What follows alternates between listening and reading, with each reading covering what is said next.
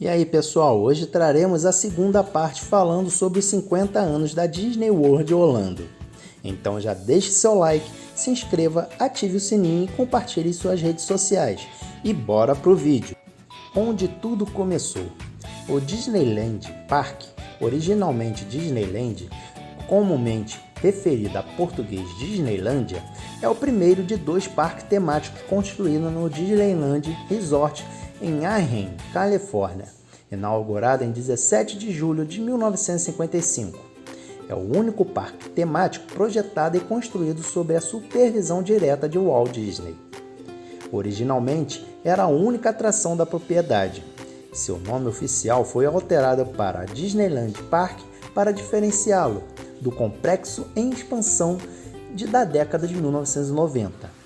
Foi o primeiro parque temático da Disney. Walt Disney surgiu com o conceito de Disneylândia depois de visitar vários parques de diversões com suas filhas na década de 1930 e 1940. Ele inicialmente imaginou construir uma atração turística ao lado de seus estúdios, em Burbank, para entreter os fãs que desejassem visitar.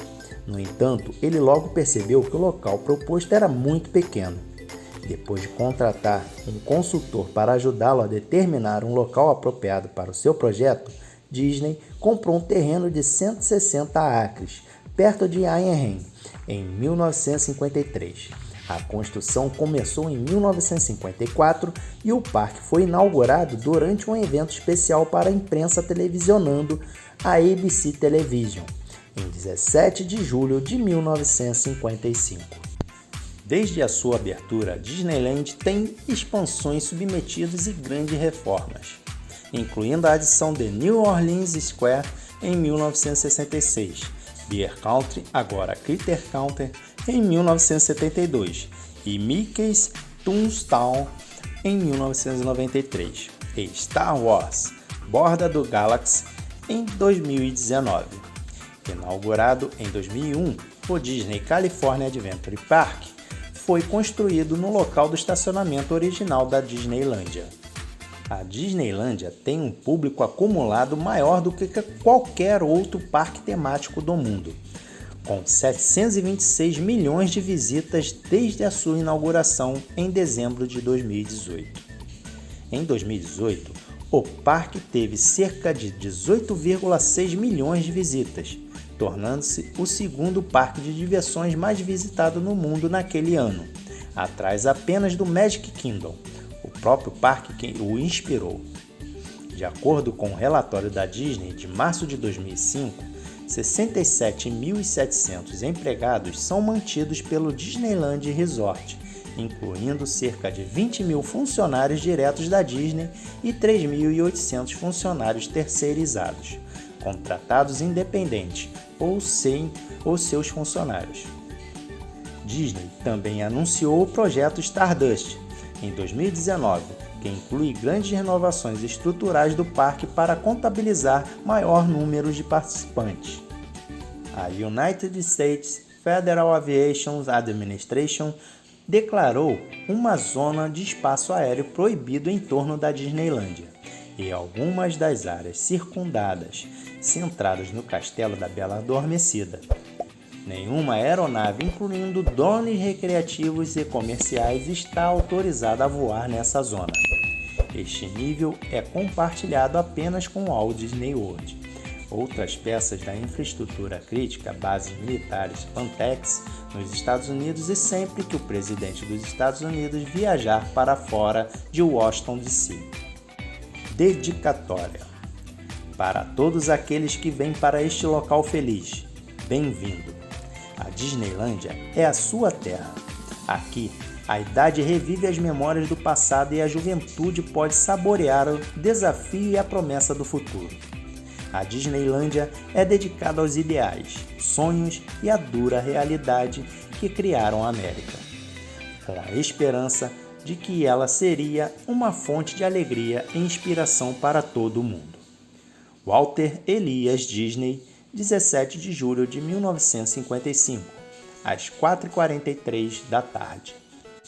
Origens. O conceito da Disneylândia começou com Walt Disney estava visitando Griffith Park em Los Angeles com as filhas Diane e Sharon. Enquanto as assistiam brincando no carrossel, ele teve a ideia de um local onde adultos com seus filhos pudessem ir para se divertir juntos, sendo que este sonho permaneceu dormente por muitos anos. Ele pode também ter sido influenciado pelas memórias de seu pai, da World's Columbia Exposition, de 1893 em Chicago. Seu pai trabalhou na exposição.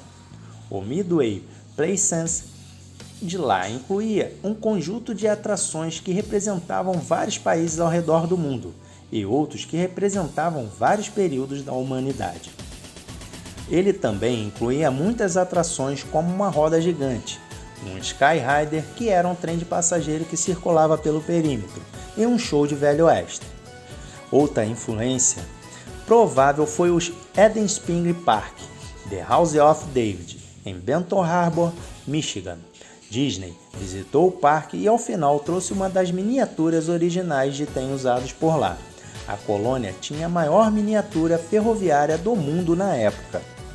O rascunho mais antigo documentado dos planos de Disney foram enviados como memorando para o designer de produção Dick Kelsey. Ele, em 31 de agosto de 1948, na qual ele era chamado de Mickey Mouse Park, baseado em notas de Walt, fez durante a viagem dele com Walt Kimball para a Chicago Railroad Fair, no mesmo mês, com uma parada de 2 dias no The Henry Ford Museum e Henry Ford, um local com atrações de uma Main Street e barcos a vapor, que ele havia visitado 8 anos antes. Enquanto as pessoas escreviam cartas para a Disney sobre visitas ao Walt Disney Studios, ele percebeu que o estúdio de filmes funcional tinha pouco a oferecer aos fãs que o visitassem, e começou a fomentar ideias de construir um local próximo aos estúdios de Burbank para turistas visitarem. Suas ideias evoluíram para um pequeno parque com um barco e outras áreas temáticas. O conceito inicial, o Mickey Mouse Park, iniciou com um terreno de 3,2 hectares na Riverside Drive. Ele começou a visitar outros parques para inspirações e ideias, incluindo os Jardins de Tivoli na Dinamarca, Efteling nos Países Baixos e o Greenfield Village Playland e Children's Fairplayland nos Estados Unidos. Seus designers começaram a trabalhar em conceitos, embora o projeto tenha crescido muito mais do que o terreno poderia suportar. Disney contratou Harrison Price, do Stanford Research Institute, para medir a área apropriada para fixar o parque temático baseado no crescimento potencial da área. Baseado na análise de Price, pela qual ele seria reconhecido como Disney Legend, em 2003, Disney adquiriu 65 hectares de laranjeiras e nogueiras em Anaheim, sudeste dos Los Angeles, na vizinhança de Orange County. O local em Burbank, originalmente considerado por Disney, hoje abriga o Walt Disney Animation Studios e o ABC Studios. Dificuldades em obter fundos levaram Disney a investigar novos métodos de financiamento, decidindo criar um show chamado Disneyland. Ele foi transmitido na então incipiente ABC. Em retorno, a rede concordou em ajudar a financiar o parque. Para os seus 5 primeiros anos de operação, a Disneyland era propriedade da Disneylandia Inc., que pertencia conjuntamente a Walt Disney Productions e Walt Disney Western Publishing e a ABC. Além disso, Disney alugou muitas das lojas na Main Street, USA, para empresas de fora. E em 1960, a Walt Disney Productions comprou todas as outras participações, uma parceria que eventualmente levaria à aquisição da ABC por parte de Walt Disney Corporation, em meados da década de 1990. Em 1952, o projeto proposto foi chamado de Disneylandia, mas a Disney seguiu o conselho da ABC e trocou para a Disneyland 2 anos mais tarde, quando as escavações no local começaram. A construção começou em 16 de julho de 1954, a um custo de 17 milhões. O parque foi aberto um ano e um dia mais tarde. A US Route 101, mais tarde Interstate 5, estava em construção na época a norte do parque. Em preparação para o tráfego que a Disneyland trazia, 2 faixas adicionais foram feitas até que o parque fosse concluído. Dia da abertura. A Disneyland foi dedicada em um evento para a imprensa internacional no domingo, 17 de julho de 1955, que foi aberto apenas para visitantes convidados e a mídia. Embora 28 mil pessoas tenham comparecido ao evento, apenas cerca de metade deles eram verdadeiros convidados, com o resto tendo comprado ingressos falsificados. No dia seguinte, o parque foi aberto ao público, apresentando 20 atrações. Os eventos especiais de domingo, incluindo a dedicatória, foram televisionados nacionalmente e apresentados por 3 amigos de Walt Disney de Hollywood: Art Linkster, Bob Cummings e Ronald Reagan. A ABC transmitiu o evento ao vivo, período durante o qual muitos visitantes tropeçaram nos cabos de televisão que estavam no meio do caminho. Em Frontierland, uma câmera pegou Cummings beijando uma dançarina, quando Disney começou a ler a placa para Tomorrowland. Ele leu uma parte e então parou, quando um técnico fora da câmera disse algo a ele, e depois, percebendo que estava no ar, disse: "Eu pensei que eu tive um sinal", e começou a dedicatória do começo. Em um momento, enquanto estava na Fantasyland, Linklater tentou dar cobertura a Cummings. Estava no navio pirata. Ele não estava pronto e tentou dar a cobertura de volta para Linklater, que havia perdido seu microfone. Cummings tentou então procurar em frente ao Mr. Toad, Wide Ride ao vivo. O tráfego aumentou nas 2 pistas da Harbor Boulevard. Pessoas famosas que estavam agendadas para aparecer a cada 2 horas apareceram todas de uma vez. A temperatura estava mais alta do que o normal, 38 graus.